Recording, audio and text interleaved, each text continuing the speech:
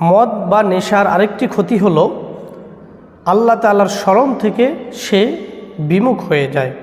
অর্থাৎ আল্লাহ রব্বুল আলামিনের কোনো ইবাদত, কোনো বন্দেগী, কোনো নাম কিছুই নেওয়া তার দিমাগের ভিতরে, তার আকলের ভিতরে, বুদ্ধির ভিতরে থাকে না। তো আল্লাহ থেকে যে ব্যক্তি বিমুখ হয়ে যায়, যেই খাবার খেলে বিমুখ হয়ে যায়, সেই খাবার কেন খাবো আর আল্লাহ তাআলার কাছ থেকে কেনই বা বিমুখ হব? আল্লাহ তাআলার থেকে যদি আমরা মুখ ফিরিয়ে নিই, বিমুখ হয়ে যাই, তাহলে আল্লাহ তাআলাও আমাদেরকে ছেড়ে দিবেন। তার মানে বান্দা হিসাবেও তো আল্লাহ তাআলা পরিচয় দিবেন না। এই জন্য আল্লাহ তাআলা মদকে হারাম করেছেন।